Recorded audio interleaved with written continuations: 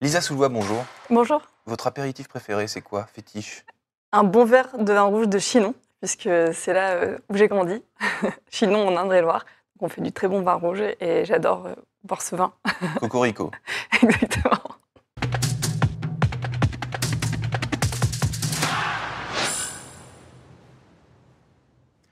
Bonjour à tous et bienvenue au Talk Dessineur du Figaro, avec aujourd'hui en face de moi Lisa Soulois, donc amatrice de vin, de Chinon, mais surtout cofondatrice il y a 4 ans de Dijo, qui n'est pas une marque de spiritueux, mais une marque de probiotiques qui sont censés prendre soin de nos ventres. Alors j'ai vu que vous aviez fondé cette boîte avec une amie d'enfance. Alors les avantages et les inconvénients de ce schéma quand on crée avec sa meilleure amie. Alors, à ce jour, que des avantages. Avec Anouk, on se connaît par cœur. Et l'histoire de Dijo, c'est vraiment notre histoire à nous, puisque Anouk est tombée malade en 2018.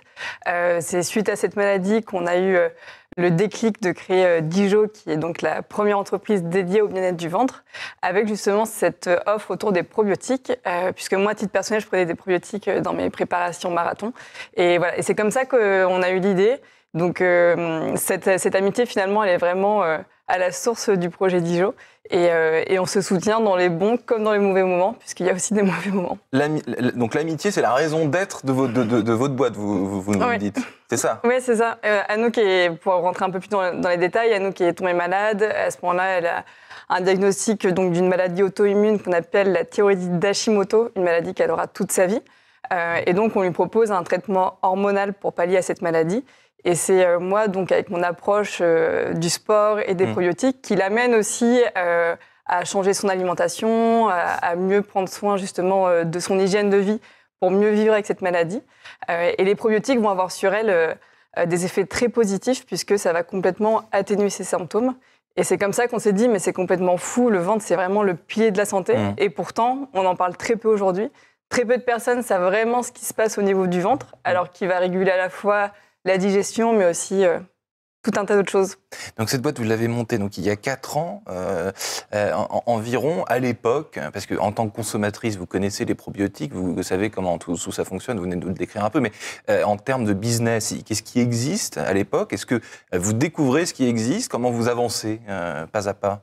Alors, à l'époque, les probiotiques existent déjà, puisqu'on en vend en pharmacie, mais on en vend vraiment dans une optique un petit peu de médicaments. C'est-à-dire qu'on va venir soigner soit une maladie, on va en prendre après une gastro, ou alors on va en prendre après la prise d'antibiotiques. C'est pour soigner, c'est pas pour le bien-être. Exactement. Ouais. Donc, c'est vraiment cette image de médicament, on l'achète en pharmacie. Et les gens n'ont pas le réflexe d'en prendre justement en prévention. Quand tout va bien. Quand tout va bien, dans une optique de mieux-être. Et nous, c'est vraiment notre message. On a voulu créer avec Dijo un nouveau geste de bien-être qui est celui de prendre soin de son ventre. Aujourd'hui, on a quand même des modes de vie, que ce soit l'alimentation, le stress ou même la prise de médicaments. Toutes ces choses vont venir impacter notre microbiote intestinal, notre microbiote qui est un écosystème de bonnes bactéries. Et donc, les probiotiques, ça va nous permettre de maintenir cet équilibre et de faire en sorte que ces bonnes bactéries, elles restent en symbiose et on va comme ça leur permettre de remplir toutes leurs fonctionnalités. Est-ce que la culture française de la consommation de médicaments, on le sait, il y a plein d'études, des stats qui montrent ça, que les Français sont champions du monde de la consommation de médicaments, d'ailleurs, un peu de la même manière que vous le dites, c'est-à-dire, vous, les probiotiques, que vous en prenez alors que tout va bien, en gros. Exactement. Il y a des tas de gens qui achètent des médicaments alors que tout va bien aussi. C'est dans une logique un peu compulsive de stock, finalement, de dire, et si tout va mal, un peu de la même manière que quand il y avait la crise sanitaire, au tout début, tout le monde achetait des tas de paquets de pâtes et de papier de toilette dans les supermarchés. Tout ça est un peu, finalement, comparable. Là, je caricature. C'est vrai qu'en France, on a une culture de médicaments qui est un petit peu différente au système de sécurité sociale, alors que par exemple aux États-Unis, en fait, les personnes sont beaucoup plus habituées à prendre des probiotiques et des compléments alimentaires divers et variés pour prendre soin d'eux, puisque justement, ils font tout pour pas tomber malade. Et petit à petit, c'est en train de venir en France. On le voit, les gens font quand même de plus en plus attention à ce qu'ils mangent, à faire du sport. Et donc, on rentre dans cette optique de mieux-être, mais c'est vrai qu'on a quelques années de retard par rapport à d'autres pays. Par rapport aux États-Unis, donc la culture américaine, ça fait partie des cultures qui vous inspirent. Exactement. Ouais. Aux États-Unis, on voit que justement, il y a des rayons entiers remplis de probiotiques, que les gens ont vraiment le réflexe de prendre des probiotiques tous les matins, sans attendre d'être malade, justement. Et après, avec nos produits, forcément, on s'adresse aussi à des gens aujourd'hui qui, malheureusement, ont des symptômes récurrents de maux de ventre et dont ils n'arrivent pas à se débarrasser, même en ayant une bonne alimentation. Donc on va aussi s'adresser à des personnes qui ont ces petits symptômes au quotidien qui peuvent être gênants. Vous me parliez de votre expérience de marathonienne, je vous félicite.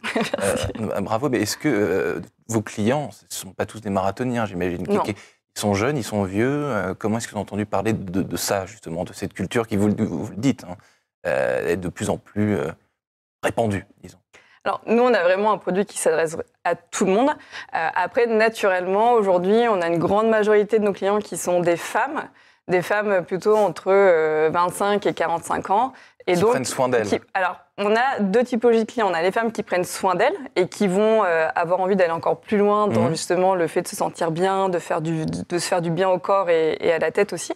Mais on s'adresse aussi à ces personnes qui ont des problèmes de ventre et qui n'ont jamais trouvé de solution, qui ont eu des parcours infinis avec des experts santé, des analyses dans tous les sens et qui malheureusement n'ont jamais trouvé de solution et qui, via Dijo, vont trouver une solution qui leur permet de mieux vivre justement avec leur pathologie et qui va leur permettre d'atténuer leurs symptômes.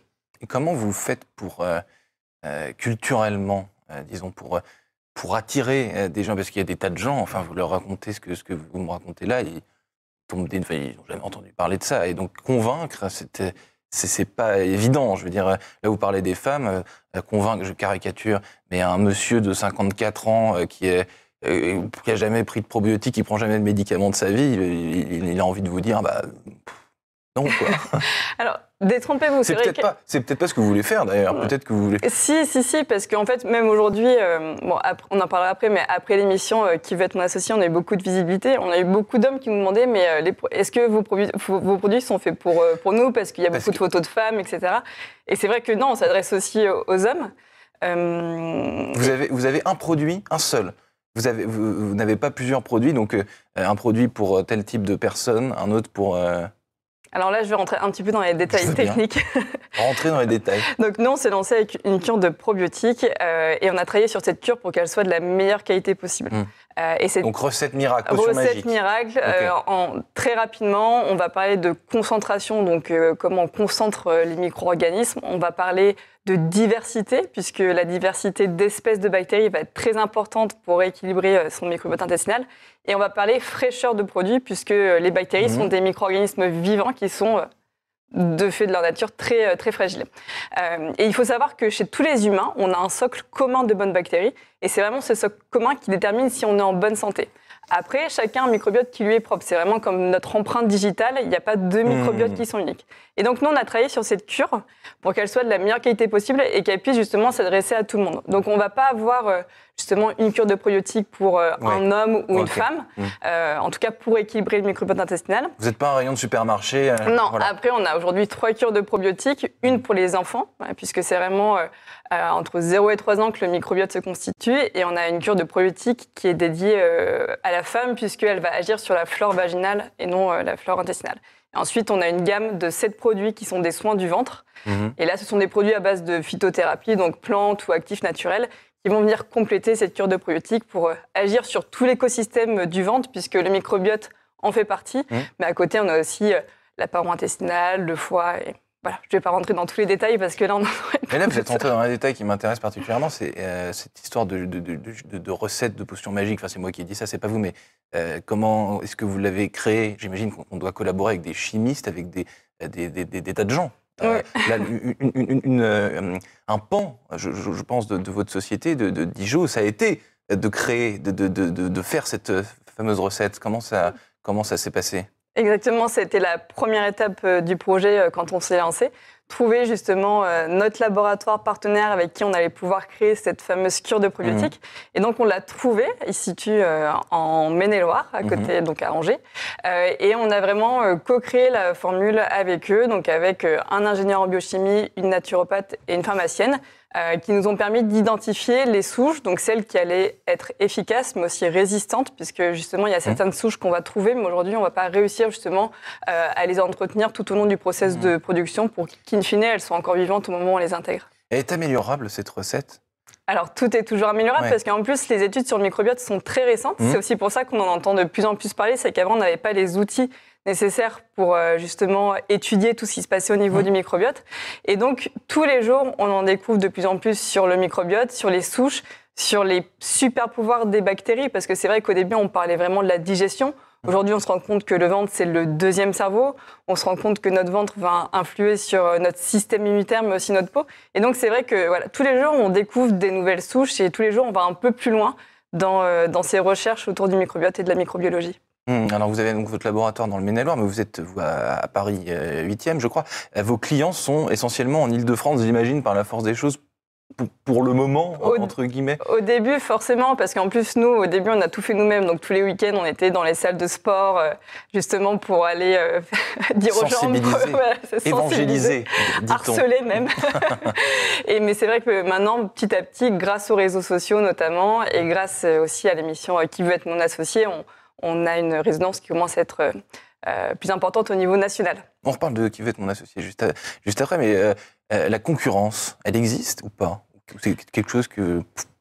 Alors, j'en parlais juste avant, mais c'est sûr que les probiotiques qui sont en pharmacie sont forcément une forme de concurrence, même si on a un positionnement qui est complètement différent. Mais ça veut dire qu'on va trouver d'autres probiotiques en pharmacie qui ont, par définition, pas la même composition que la nôtre, mais ça reste effectivement la même catégorie de produits. Et ensuite, on a de plus en plus de marques de compléments alimentaires qui, justement, vont se positionner sur le marché du bien-être. Mais aujourd'hui, on est les seuls à être positionnés comme experts du ventre.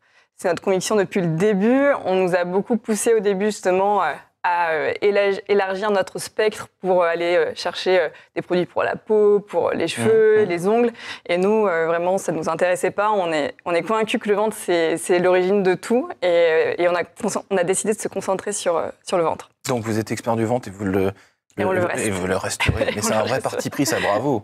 Si on voit une interview dans 2 ou 3 ans, on verra. Vous avez évoqué Qui veut être mon associé sur M6, une émission à laquelle vous participez avec d'autres entrepreneurs.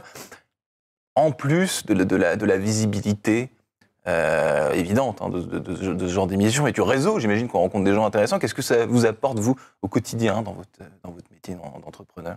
Alors déjà, il faut savoir que c'est un exercice qui est assez difficile. Nous, c'était la première fois qu'on allait pitcher devant des investisseurs. Donc, en tant qu'entrepreneur, c'est un passage qui est assez compliqué. Donc déjà, c'est très valorisant d'avoir l'opportunité d'aller pitcher devant 5 investisseurs de renom. Et devant des millions de téléspectateurs. Et devant des millions de téléspectateurs, exactement. Et aujourd'hui, effectivement, ça nous a apporté beaucoup de visibilité. On s'est aussi rendu compte d'une chose, c'est que tout le monde est concerné par le ventre. On s'en est rendu compte au début du projet parce que dès qu'on en parlait, finalement, autant les probiotiques, les gens ne comprenaient pas, autant dès qu'on parlait du ventre, les gens nous disaient « Ah, mais moi aussi, en fait, j'ai un problème de ventre ». Il faut savoir qu'un Français sur 2, quand même, est concerné. Et donc là, avec Qui veut être mon associé, on a reçu des centaines de milliers de messages et on s'est dit « Ok, on ne s'est pas trompé depuis le début, les gens sont vraiment concernés ». Et on a le bon message. Merci Elisa Soulois infiniment d'avoir répondu à mes questions pour le Talk Décideur. Je vous dis à très bientôt. Merci.